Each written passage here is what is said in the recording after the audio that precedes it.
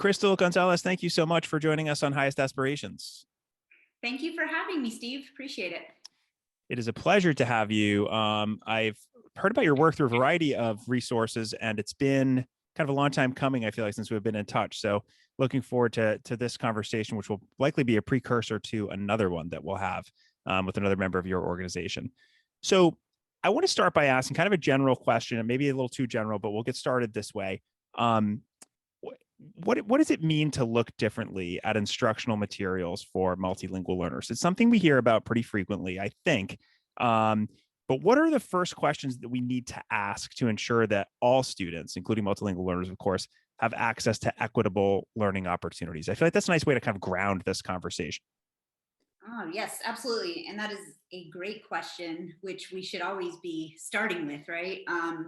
So I'd say the first thing, which, and again, we can maybe get into a little bit of the difference between what is the role of instructional materials, because I think we get that question a lot, versus pedagogy or just professional learning that needs to come in it. But I think the first, regardless of whether it's materials or PD, is really around knowing our students and asking some of those deeper questions about the students in front of us.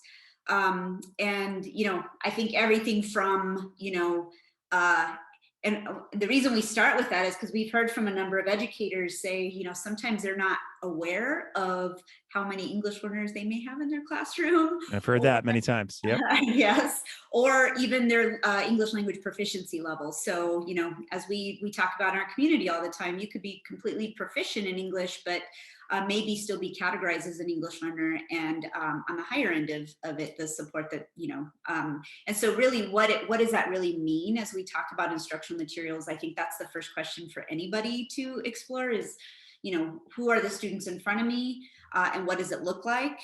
And then I think the second big one is really around, so what we focus on is access to core instruction. So when we're talking about math, ELA, science, social studies, we really do know that, and I think all of us that are listening believe that students should have access to that. And that's where we really think that's where instructional materials can be powerful. And so asking that question, does it have integrated language supports embedded throughout the entire curriculum, embedded throughout the materials themselves? I wish I could say that that's the norm, but it's not.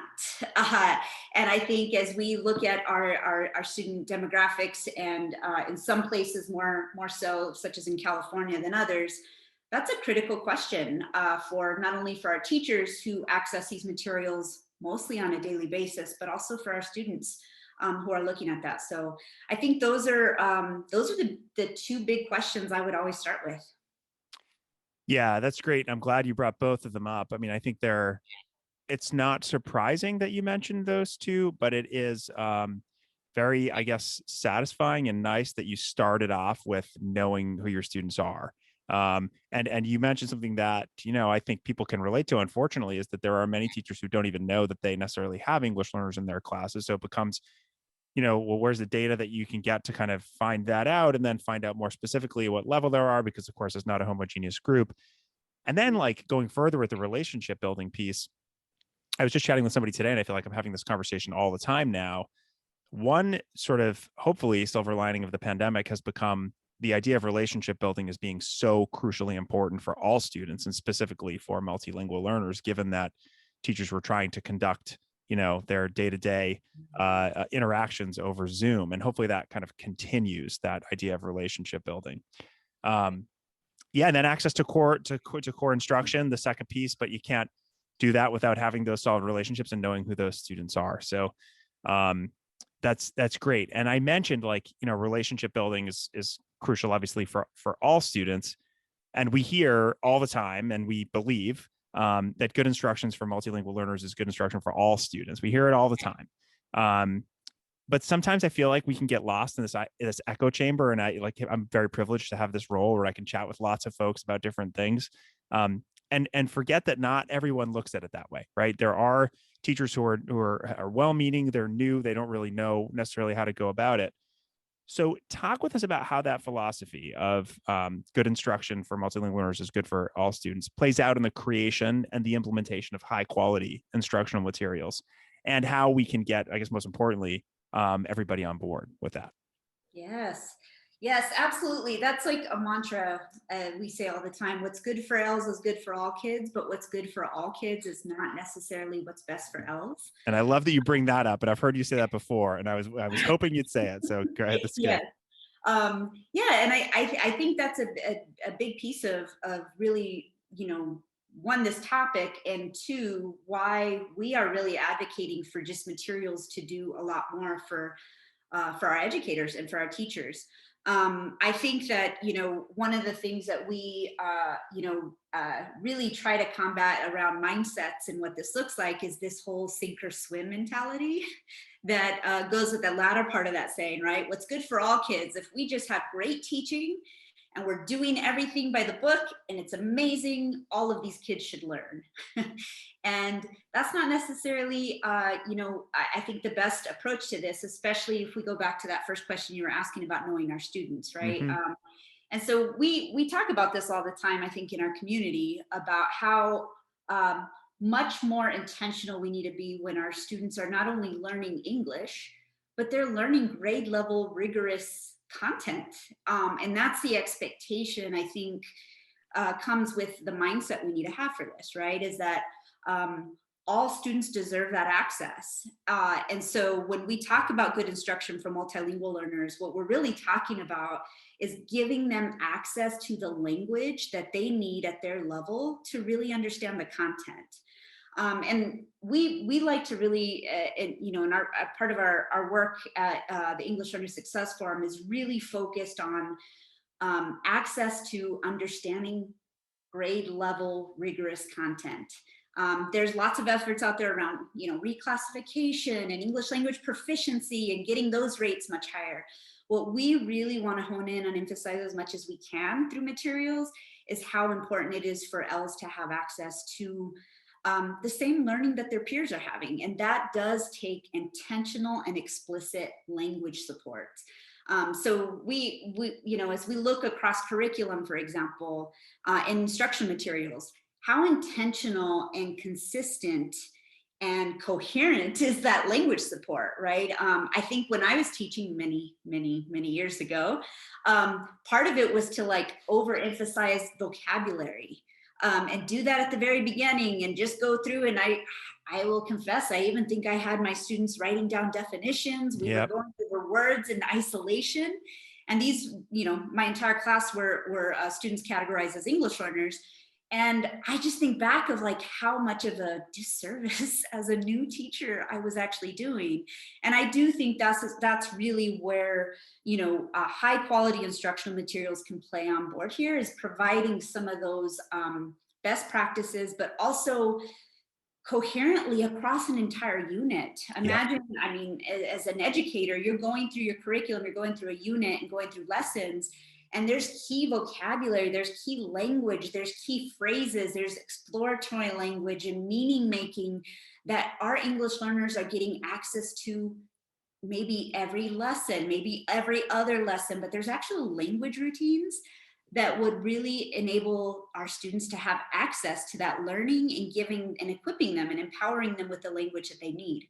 But if you think about that, that goes back to, imagining how powerful that would be for our students who are not categorized as English learners. Mm-hmm. I was just thinking that. Our students, who are our students with disabilities, our students that are perhaps a couple of grade levels behind, that explicit attention to language is going to benefit everyone in that classroom. So why not do it, and why not make it just a staple part of our instruction? It's interesting. We did this exercise with a group of state education agency administrators and also district leaders, and we actually went through a lesson and asked them to highlight all the English learner supports that they could find. And maybe because they taught when I did, but you go look for those call out boxes. Oh yeah, here's how you differentiate instruction for English learners. And so they looked through this entire lesson and they're like, well, I'm not seeing a lot. And it's not until we do this reveal about explicit attention to language and how it's embedded throughout an entire lesson that aren't always those call out boxes. And that's where we're pushing in our work for not only content developers, publishers, those in the space to say, hey, we could do a better job of making this explicit, but also getting our teachers and our administrators and our leaders to recognize what that looks like in a good curriculum. Mm-hmm. So this is what we're all about. We're really trying to push for this because again, we know our English learners need this, but it is powerful for every student in that classroom. Right. Yeah, and I feel like so much of it is about creating those routines that eventually develop the muscle memory. It's like I was talking to somebody earlier today about sort of the comparing it to exercise or fitness or training. You don't just stretch out one time and then you're good for the entire season. Like it has to be embedded into everything you do, and then it also has to be kind of personalized to whatever it is you're going to do that day. So take somebody who's learning English who's coming into a math class, right? You need that to be kind of cycling through, right, and that routine to come through, and that sort of stretching, for lack of a better term, to kind of be a part of it. And you mentioned like that so much of this goes to, particularly if you're a new teacher and you're relying heavily on a curriculum and lesson plans that you haven't necessarily built, and maybe you don't have the expertise, which we see all the time, to work with to very diverse groups of students. And so you cite you wrote an EdSource article that I loved, and you argued that curriculum development and adoption hardly gets the attention it deserves. And I was intrigued. I read on, and you started to talk about, you cited California's focus on mathematics as an example of work that was being done without many people really knowing about it. And I feel like that's my experience as a classroom teacher. This stuff kind of goes on over here, and then it gets passed on to me, and I look at it and I say, as a new teacher, I say, I'm going to follow all this because this is what's happening and I have to do it, and I don't know what else I'm going to do. I get a little bit more experience and I say, you know what, I can kind of do this instead of this because I have tricks, right? And I know what to do. But regardless of where you are in that spectrum, give us what the implications are of this kind of hidden work and how it plays out in classrooms across that state in California and in the country, and what it means for multilingual learners who may be kind of, the product of that curriculum development. Yes. And I think that has been over the course of the last 20 years of my career. I think that's been kind of the aha moment for me, is that realization that there are so many other factors at play than just me opening up my curriculum or my TE and teaching what I'd planned for the week, right? And how that even got into my school, I never Right. questioned. Yeah. I did Yeah. what I Here it is. And yep. and didn't question that. I try to apply the PD that I got in my school, my classroom, into what I was doing, and I worked my butt off. And many times it meant me going to my fellow teachers and saying, hey, I'm doing this lesson on this, what have you used before with English learner? And it took a lot of digging up stuff on my own. And now we're hearing teachers spending countless hours Googling stuff. And I'm just like, man, that is like, they already have a heavy load on their plate, and we're going to ask them to go find additional resources that help them meet the needs of the students in front of them. And I think it's crazy. So this is where we've gotten into actually paying attention to how are these curricular decisions being made across the country. And they differ state by state, they differ district by district. So one of the things, and this is where I did write that article in the California math adoptions that's coming up. Right now, the State Department is actually rewriting the framework for mathematics. And it's an exciting opportunity. But, and I do think that this whole process holds some of us responsible for providing some of that, input and what it could look like. But in California, for example, their student population, so about 21% of students in California are categorized as English learners. Mm-hmm. And that's over, I think, 1.4 million students, I think maybe it's a little higher now. That is a lot of English learners in one state. And for us to be talking about mathematics when those students are in every mathematics classroom in the state of California, how is it that we're not really paying attention to, what these materials look like for our students? And so I think that's a key part of really staying on top of some of these processes. If it's happening at the state level, which, as we know, these frameworks there's materials on chapters on instructional materials. And those dictate to publishers what they're going to want to see in the next 2 years to be adopted in the state of California. And districts are going to be starting to make these decisions. The state will put out a list of what those materials look like. And I just think that, all of our voices need to be heard in that process, because who wants to be on the other side of that, where we're giving another set of really probably better and improved math materials, but for them not again to be as inclusive with these language supports we were talking about at the beginning, Mm-hmm. or as intentional in mathematics, when now we have this opportunity to do so. So I think for California, for a place like that, I think hands down, it's an imperative. It's an imperative for the whole education system in California. And I want to say, I think, this should be the norm in most classrooms, in most districts, in most states across the country.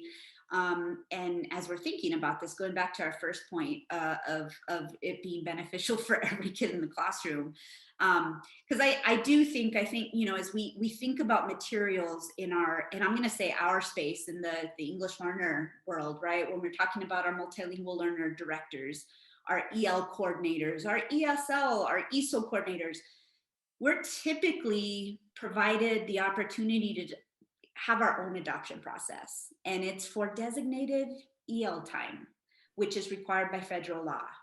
I think the question we got to always ask is, how much is that ELD time connected to all the other learning our English learners are getting in the school day? Right. And does that connect to some of the math instruction we're getting, ELA instruction, science instruction? Because I think this is where we are really trying to bring and elevate this topic up to not only our multilingual and EL directors at that level, but really anybody who's leading the teaching and learning strategy for an entire state or a district. They should be thinking about our English learners. This isn't something that you make a decision and say everybody's got to do it, and then what this looks like. So we're also advocating for many of our folks that are listening, I hope, to be at that decision-making table when it comes to some of these core instructional materials, and not be beholden to just supplementals or just designated ELD, but it's really critical for us to be involved in all of these curricular decision-making opportunities. Yeah, for sure. When you can get a seat at the table, you should, and when you can't, you should ask for one, because we need to be involved in those decisions for sure. And what I appreciate about the work that you're doing is that, after kind of reading that article and learning more about what you do, particularly what you were just describing, you've done a fair amount of work to address those challenges. And looking at your website and some resources, I found some pretty interesting stuff that people can look at kind of right away. So talk with us about the guidelines and resources that you've made available to support teachers working with multilingual learners. Of course, we'll link to that so folks can look. They can't see anything when they're just listening, but I'd love for you to just kind of give us an idea of what you have out there that people can look at while we're on this topic. Sure.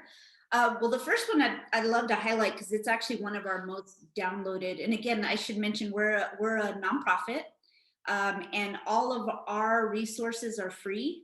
And we want to make, and I guess I should also preface this with, we've got some incredible people on our advisory committee and our EL expert community is what we call them, that have been educators, researchers for many, many years.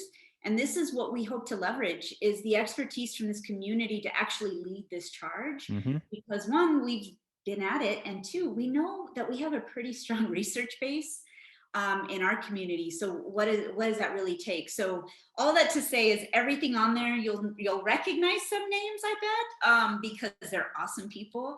And then we really try to really distill it down to content specific information, because what we're also trying to steer away from, which there's an abundance of these, but is content agnostic strategies of, like, the things that we typically see in PD. Think, pair, share, sentence frames, or just these practices that are just things we know we should do. But what we do is we take that extra step and attach it to the content that teachers, one, are teaching, and two, that students are learning. So what we did is I'd say the top resource for any educator listening, that they're just like, wait, let me explore, are my instructional materials doing justice for my English learners.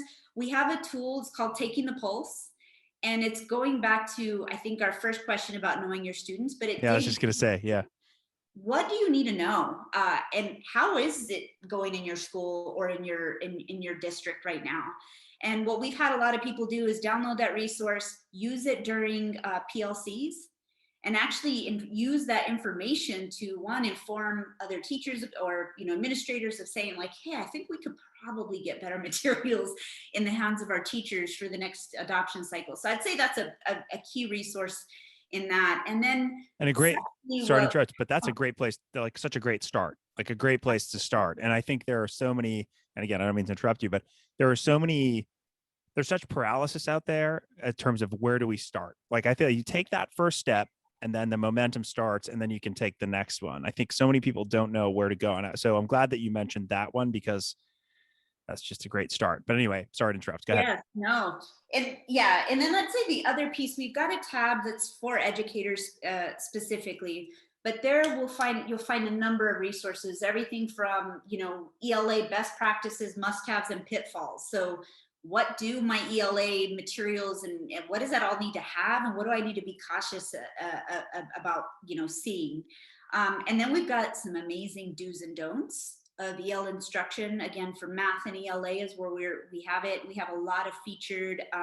What we do there is we pair an EL researcher or expert in the field with a classroom teacher, and they actually write a very succinct 2-page, sometimes 3, do and don't about a specific topic in specific grade bands. So if you're a math teacher and you're saying, hey, what are the do's and don'ts about,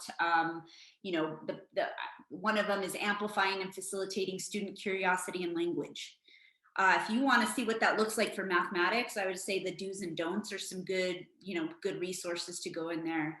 And then lastly, I'd mention the other thing that I say is, at least what I've seen, is pretty unique to a lot of our peers and collaborators in the EL space, is that we do have resources for content developers and publishers. So we can sit here and say what curriculum should have, but we also know that, again, going back to, there's decades of research that we know what works best for our multilingual learners. And so how do we apply that to materials is the connection we try to make. And so we have a set of ELA and math guidelines, and these are for improving materials and mostly for content developers. We have heard a couple of PLCs actually doing it on their own too, for if, there's a couple of schools and districts that are creating their own curriculum, their own materials. That's also a great resource for folks there. But what we did there is we got a group of about 60 plus experts and practitioners from across the country, separate group for ELA, separate group for math, and really try to distill what are those key focus areas that we really need to know, hands down, must be there for our English learners when it comes to math curricula, when it comes to ELA curricula. So again, all of these are free, they're downloadable, but we really want people we don't want to be, keeping all of this information to ourselves, Right. and just telling people, yeah, you should be doing better. We're like, why not share this out as widely as we can? So we try to get this to anyone, honestly, Steve, anyone who listens. So if a state education agency comes to us and say, hey, give us a primer on these guidelines, happy to do it. Or if a publisher comes to us and says, hey, we think our stuff can be better, we'd love to talk. But at the end of the day, we want to make sure that we're all collectively advocating for these research-based practices that we all want to see in materials. And I think it's twofold. One is to make teachers' lives easier, but two, to ensure that what we're doing what's best for our kids. Yeah. Yeah, that's great. Thank you for providing those examples. I think it's really unique what you're doing, the kind of the audience that you're pursuing, particularly the content developer piece. I think that's just great. I mean, if they're not going to have that expertise or perhaps that drive to do it themselves, then you have the information. So there's not really an excuse not to put it in. And hopefully that begins to grow. And I'm happy to do my part in sort of amplifying that. Let me ask you a bit of a devil's advocate question. because there is so much on teachers' plates right now. We're, starting a new school year after the last 2 years that nobody would have ever predicted, and absolute madness. Um, and teachers are going to need support to really bring in those high quality instructional materials for their multilingual learners. So I guess what would you say to teachers or maybe administrators who are trying to protect their teachers in some way? You say they just don't have the time to put these resources together or to do this work. And I almost like hate to ask that question, but I think it's important. I think it's probably valid, especially considering where we are now. Yeah, it is a very important question. Well, I hate to bring it back to this, but I do think it's a good starting point. Like, what do we currently have in front of us, and is it quality? Yeah. I think we've saw this throughout the whole pandemic that educators that had a consistent high quality curriculum, and what this looked like, according to your district or state, they had a roadmap throughout the pandemic where they stuck to it. And maybe it took adapting to virtual environments, maybe finding more interactive ways to engage students online. But versus other teachers, and we did some focus groups and surveys with educators throughout the pandemic who got no guidance whatsoever. And so they were the ones that were feeling like they were trying to pull, resources online. We put even a preliminary resource list on our website to help a lot of these. We got a lot of these types of requests about what do we do now with our multilingual learners. And so I do think you've got to really assess, what you have in front of you. And I do think going back to some of these self-assessments is one way to just start. And I don't think it will be tremendously overwhelming to try to do everything that you're like, if you see the gaps and you try to address everyone, but pick one or two things that we are going to collectively do to improve the type of learning our multilingual learners get in the classroom. And there are some specific ways to do that, right? And so some of them may be looking at your current materials and adapting them, saying they don't do enough. So can we really see what this looks like? I do want to say, I think we're starting to see a couple of publishers do this, but I'll say even in practices with educators, is really looking at language routines in general. Yeah. We got some great curriculum being developed, but also some work around mathematical language routines. And there's great paper that our colleagues at many are ELSF staff, and I give credit to Renee Scarin, our senior director of content, and Jack Diekman, who's also part of our team as a project manager. We're authors of that as well. And it's really distilling, like, what do mathematical language routines look like Yep. when you are engaging in grade level rigorous instruction? And I think it could be very explicit in that sense of saying, like, maybe we can't tackle all 7, let's pick 2 and let's do that well. But I do think that is one thing. And then, of course, going back to our conversation around state adoptions with California, oh my goodness, if we are not advocating to be part of someone representing our multilingual learners as part of these adoption committees, that might be somebody listening to this episode to say, hey, actually, I should be part of that. Right. But I would say that might be, that's a longer term vision for supporting the type of instruction and materials we have in classrooms. But I do think that's critical. If we have no representation of our multilingual learner community on those adoption committees, we're going to be back here in another 3-4 years, pandemic or not, right? And really wondering where some of these better supports for our multilingual learners and English learners are. So I'd say on a very practical level, find out what that process looks like in your district, in your state, and really try to engage. Yeah. Advocacy, the last piece that you brought up, and then you started with, and I just want to reiterate, like, I think the power of assessing your program and assessing what you have and what you don't is just such a great first step. And then just to piggyback on the routines piece, I was really impressed by some work. Grace Kalamanic and Amy Lucenta wrote a book called Routines for Reasoning. It was about mathematical, and it wasn't directly geared toward multilingual learners, but I was so impressed by those routines and how they could really work for anybody that I brought them on, and they've been on the podcast before to discuss that. Super powerful. Talk about reducing cognitive load and giving kids a chance to understand, to focus on the language that they need to really access that rigorous curriculum. Yeah, I'm totally on board with the routines. I'm hearing it more and more, and which is really nice. So that I think is a really nice thing. And then, you talked about the last piece that I already mentioned, the representation, making sure that you're being an advocate, that you're having a seat at the table. It kind of relates to my next question, which is around like the people who are doing a lot of this work are the people who are in whatever the EL department or whatever you want to call it. And that might be a team of 100 in a huge district, or it might be a team of one. And that's a really siloed approach that I've seen in education that I saw. That's one of the things that frustrated me in my 17 years of teaching high school. And one of the things, frankly, that made me want to kind of try something else is do you see that approach as one that is changing right now? And whether it is or it isn't, I suspect I know the answer to this question. Is it the ideal approach? And if not, what is? Yeah.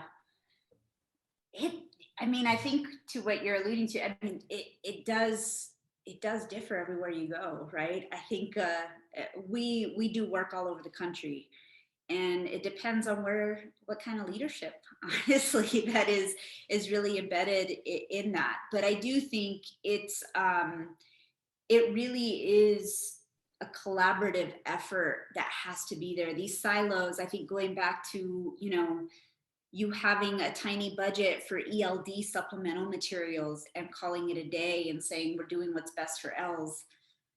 We've got to rethink that. Like, is this really what's best? How is this connecting what they're learning in math and ELA and science? And I do think it is asking those tougher questions about, what role does this play in our school and in our district? I have seen, and again, I think this goes from leadership down, is just saying, absolutely, we've got to have a committee with at least 2 representatives from every department. So students with disabilities, gifted, Ls, DLL, what this looks like. And let's come together and get this group, articulating what our priorities are for this. Because I do think without that invitation, you have the opposite effect, which I've heard a couple of district leaders saying they basically have to go beat down the door at the teaching and learning or the curriculum coaches, like saying, hey, can we hear what that process is looking like? So I think if we're in positions to make those changes, I do think that's a genuine ask to say, hey, who is all here that represents our entire student community? Not the students that are categorized need to have a whole different approach to it, right? Because they're really, and I think this is a mindset shift we're starting to see. What I would love is for this to be the norm, where L's are the responsibility of everyone. Right. And where that whole idea of, we're all teachers of language, which is the ideal, but I have to kind of bring people back to earth when they're very idealistic about that and let them know that unfortunately that just is not the case yet. So how do we get there? Right. That's right. Yeah. Especially with,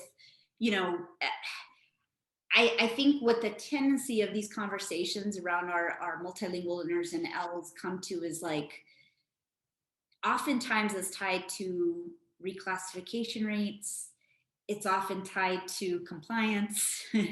It's often tied to funding, right?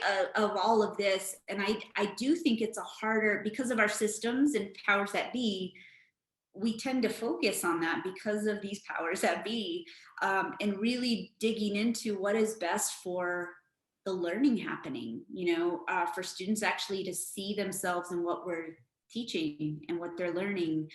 This concept of, mirrors and windows in our curriculum, is that a reality for our kids? If not, what can we do to make that a reality? But I do think, and I used to be on all those committees in the school too, where you look at these, you look at the data, you look at the rates, and it's so easy to stay focused on that as we look at progress.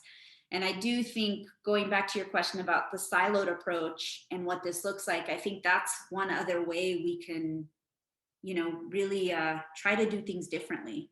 I think the one, and those that have been engaged in our work hear me cite this stat all the time, but it's I think it's the Economic Policy Forum back in 2017 put out some data about, and I hate this term, but it was in the report about the achievement gap, Yeah. Yeah. between L's and non-L's, and the fact that in over 20 years we haven't narrowed that. Mm-hmm. And I just think about all the reforms I've been through, all the standards reforms I've been through, all of these things that I do think this is like our opportunity to do things radically different. Yeah. And that's why I'm super passionate about this, Steve. I mean, be honest, like, I don't think we've taken this holistic approach for our L's in terms of how we think about instructional decisions. And so something has to change.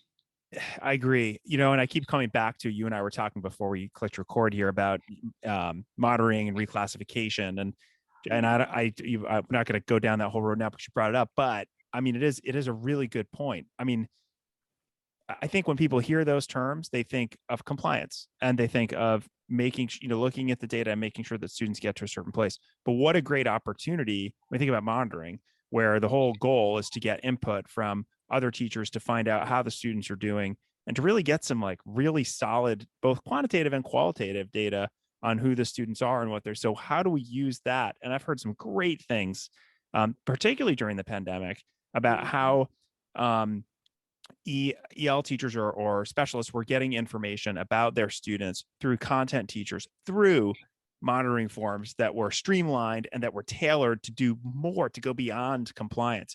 And that was appreciated by other teachers. And so there you start to see the collaboration, you start to see the partnership, and you start to see, I think, hopefully, the push toward a better curriculum and better instructional materials. So I think that there's such a great opportunity there. And the other opportunity, and this is probably a good place to kind of to wrap up at least the informational part of this, is both teacher preparation, right? We talked earlier about younger teachers who come in and maybe they have taken one class on English learners, maybe none at all, right? And they come in and they don't really have a lot of information, and the curriculum is not really helping them very much. And then you have teachers who have taught for a long time, and maybe the demographics are changing in their community and they're not accustomed to. So what role does professional development play in this work? And what have you seen in terms of successful professional learning in this space? Yeah, that should go in tandem with anything related to instructional materials, right? And by the way, it could be its own complete like episode. So I know I'm Right. asking a lot right now, but I'm just curious if we can wrap it up this way. So I do think, right, anything that we're talking about instructional materials, you could have the best curriculum in the world, but if we don't train teachers very intentionally and intently on how to implement those great materials, yeah, and really unpack it, I think that's part of treating them as professionals in this space. I mean, every other profession we do, we let people engage, ask questions, refine their craft as they go. It's not a scripted way of doing things, but it's really empowering them to do what they got into this profession to do in the beginning, right? And so I do think, we always say, instructional materials are key, but implementation is just as important of that. So Right. I do think we've had some different opportunities of what this looks like with, I'm just going to be honest, with a variety of materials that maybe do sufficient amount of English language development or EL supports in general, and others that don't do it at all. And that's where the power of PD and professional learning come in. So we, for example, we do believe in content-specific professional learning. We hear of teachers talking about, some of these content agnostic strategies that how do you know when to insert them and why and so forth, but being able to engage on, high quality, and again, I say high quality rigorous all the time, but if it goes back to some stats I heard in teacher surveys about teachers saying, oh, well, I'm not a math person, but yet you teach elementary, you have to teach math. Mm-hmm. Uh, so you get into the Common Core state standards, you get into the Sunshine standards, you get into that, and you realize how complex the mathematics is. Imagine having that responsibility and then doing, the language piece of that. So I do think as we explore PD and the quality of that, our belief is that needs to be grounded in good materials that teachers are using in their classroom every day. Why not use what they're already doing to empower them around, again, these ways to support the students in front of them. So I do think coming with that is, everything from mindsets and approaching these. And I've mentioned mindsets a couple of times because I do think this is where it's the most powerful, I think, for students. They know, I remember being a student, right? And whether my teacher really thought I could do it and believed Mm-hmm. in me. Right. And the words and actions you do that, maybe have the opposite effect. And so I do think the expectation that our students categorized as English learners, they're not lacking anything at all. Yes, I think we have these terms like English learner that are pretty deficit, by nature. But what are we doing to really bring out what they already have? And how often are we even utilizing their home language in their learning? And I think and the reason I bring that up in your question to PD is because these are the things that I think teachers need to feel empowered to say, it's okay. Is it okay if my two students who speak Arabic are wrestling with this mathematical concept in Arabic? Right. Absolutely. It's a great point. Okay. So I think these mindsets and just kind of our expectations of our multilingual learners has to come out in any PD, and then giving some very practical, concrete support of how to do this throughout a lesson or a unit or whatever that looks like is just even more powerful for many of our experiences. At least this is what we've been told in our sessions and what that looks like. So yeah, I think it's a key part of it. And I do think it has to be not only good materials, but yeah, what are the added effects of good professional learning on top of that? Yeah, and I'll go back to what you started with. I think it has to be, and I'm not quoting you here, I'm paraphrasing, but it has to be intentional. It has to be intertwined with everything that you do, right? It can't be an afterthought, which in my experience, and this is going back a few years, but a lot of the PD that I was involved in didn't seem to be deliberately connected to goals and the problems that we were really facing. And that's obviously a problem. I do think it's changing, and I think again, with the pandemic, when people being able to access PD in a very different way, synchronously and asynchronously, not having to kind of drive across town, gave people a sense of what might be possible. And again, hopefully that's something that will benefit us moving forward. Can Okay, I mention one more thing, Steve? please. Yeah. I just, as you ask that question, I'm like, I do think this goes back to the promise of good materials and good PD, but I can't go throughout this episode without emphasizing, I think one key piece that, we hope to see more of is high quality formative assessment practices throughout not only curriculum, but also that goes into good professional learning, right?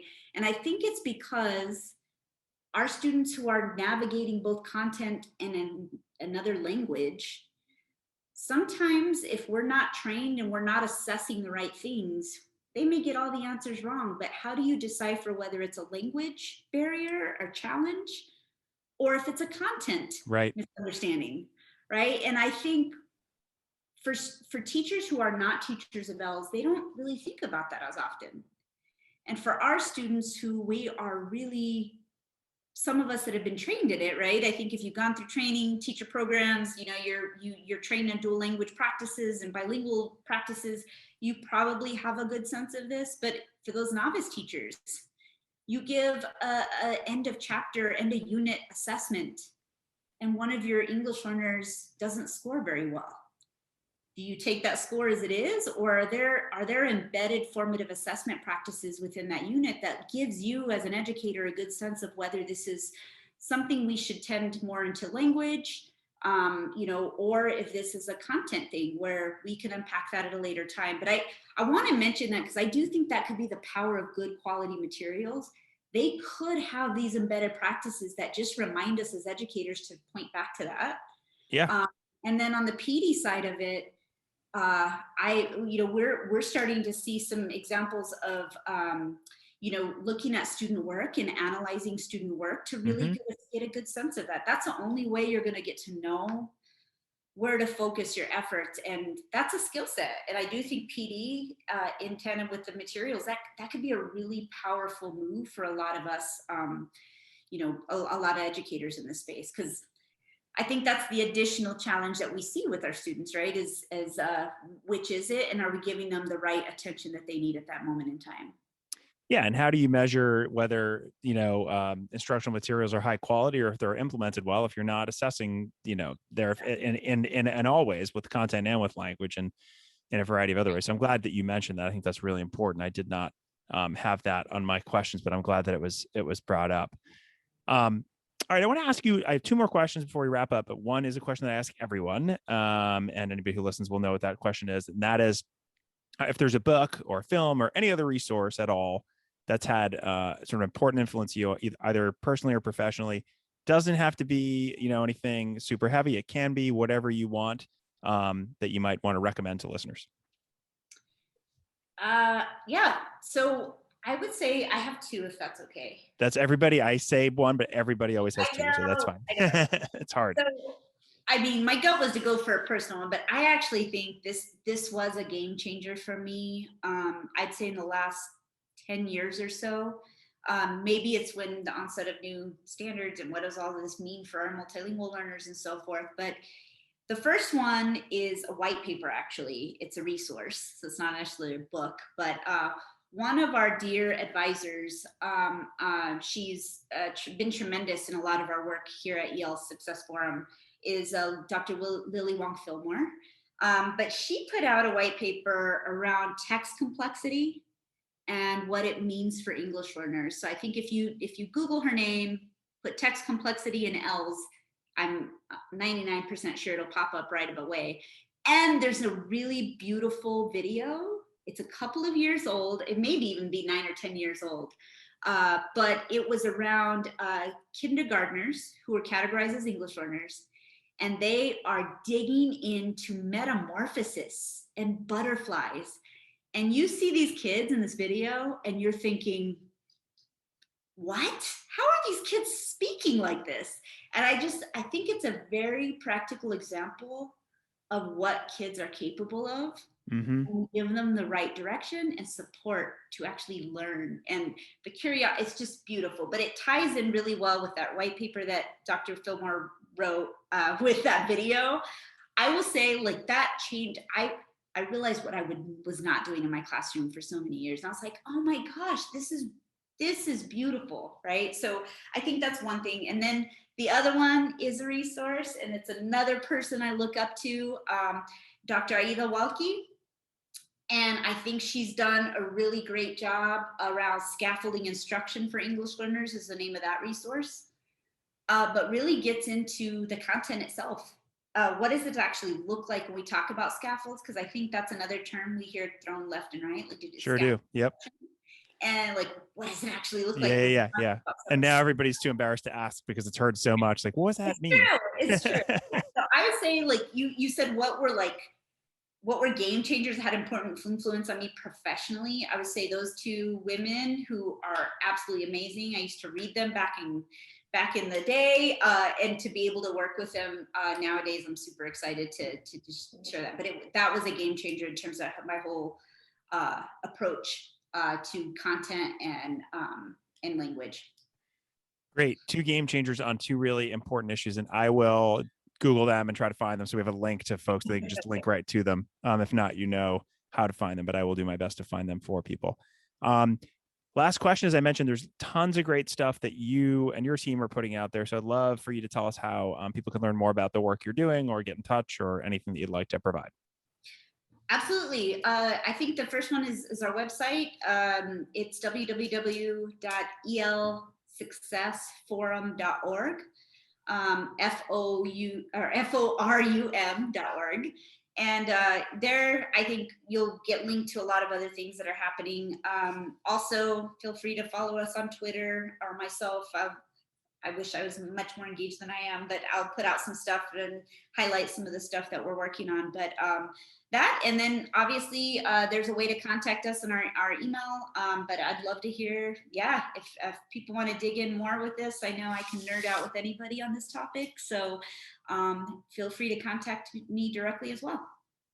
Great. Well, Crystal Gonzalez, it's been a pleasure to chat with you. Clearly very passionate about this stuff, have a lot of good ideas. And again, like I'll reiterate, what I really appreciate is that you're not only sort of putting out ideas and maybe in some cases some criticism, but you're also backing it up with lots of great resources and lots of great people to do it. And as you mentioned, it's all free, which is spectacular. And it's what we strive to do as well by bringing you on and amplifying that voice. So with that, thank you so much for joining us. Really appreciate it. Thank you, Steve. It's been nice being on here with you.